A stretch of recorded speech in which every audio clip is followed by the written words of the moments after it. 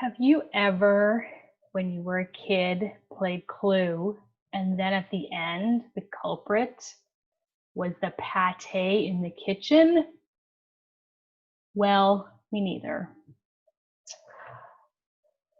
Hi, I'm Andrea Bassett from Forcemeat Academy, and today I'm going to talk to you about pate. Is it raw? What are the types of pate and their cooking methods related to this rawness? And is it dangerous? All right, so let's get right into it.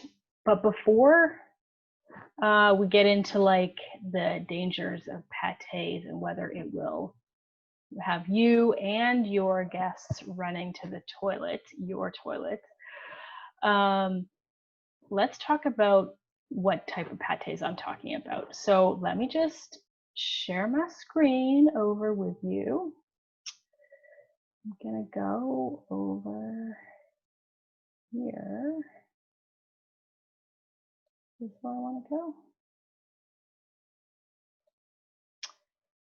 Whoa, that is not what I want to go, but I do love pink. So it's actually this one. Here we go. Make myself bigger so you can see me. Okay, so here you can see all sorts of pates, pate. So there are basically two types of pate. We're going to scroll down to over here, David Leibovitz's pate.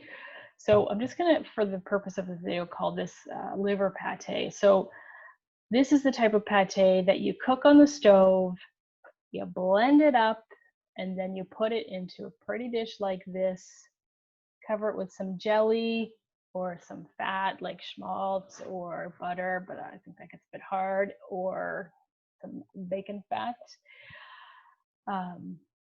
There you have that. So that you cook and then you pot it. Now these other pates, look at these ones that are nice square. I hope you could see my cursor running around here. These are also called pates, but that is short for pate en terrine, and they're also called terrines. So for these pates, you take all the raw ingredients, you put it in a terrine, you put that terrine in a water bath, and then you put that whole thing into the oven and you cook it. And the reason I'm telling you about these cooking methods is because in the second method that you do in the water bath, like it's cooked. It's cooked very gently, but it's cooked. You don't have to worry about like, oh, is it raw? I mean, if it's still raw, you need to cook it until it hits the right temperature. But for the chicken liver pate or duck liver or pig liver, whatever kind of liver you use, you cook it on the stove first, and that's where the liver can go raw or be raw-ish. Which it's the rawness of the liver that makes people wonder, like, is this going to kill me? All right, let me just stop sharing here for a second. All right, so with this idea of the raw liver in your stovetop pate, liver pate, there are three ways this could go, the liver. Actually, let me just back up and say the other pate, the pate en terrine or the terrine, sometimes there's liver in it, but a lot of times there's actually even no liver in those recipes. So going back to the stovetop liver, terrine, liver pate, what can happen to the liver is three things. One, you can cook it until it's too pink. Two, you could cook it till it's just pink. And three, you can overcook it. You don't want to overcook it because then it makes your pate gritty and unpleasant. If you are not a liver lover, you for sure do not want to make it too pink, because in that case, aside from this potential food poisoning issue, it just tastes too livery. I don't love liver on its own at all, so I don't want to cook my liver pate too pink, or else it tastes too livery. So then there's this idea of the middle. It's like Goldilocks. What is just pink enough, and how do I achieve this pink enough? And I promise we're getting to the danger zone very shortly. But let me go back and just give you a tip from a nice lady who wrote an article about this. Oh, there we go. All right. So this article is called How to Make Pate at Home and Be a Person Who Eats Liver by Talia Lavin. And she gives good instructions here on how to achieve just pink for your liver pate. I'll read it out to you. Let the livers brown in the liquid, turning them over with a spatula so that both sides are an even color and the insides remain slightly pink, about 2 to 3 minutes on each side. The aroma in your kitchen should be sharp, meaty, with an alliaceous kick. I think that means garlic. The red wine, balsamic vinegar, and butter combine to form a rich acidic steam. Turn off the burners and let the liver stand in the liquid for a few minutes until the liquid has stopped bubbling and cooled slightly. So there you have it, approximately 2 to 3 minutes per side for the liver. And I think this means that you don't even have to like chop the liver up too much. Just get rid of the parts you don't want. And then you'll achieve just pink enough. So that's from a cooking perspective. Now let's go. Oh, I should have slideshowed this. Let's go into slideshow mode. Now let's go and talk about the dangers. What are the headlines saying?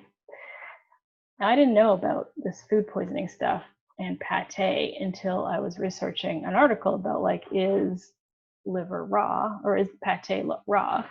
And then I came up with all these other articles. So here's some headlines. Chicken liver pate causing hundreds to fall ill. The fashion is to serve just cooked liver pate.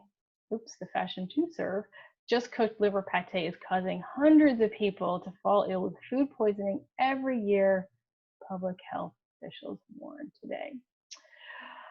And then this one, a little more sensational. Why chicken liver pate could be the most dangerous dinner party dish.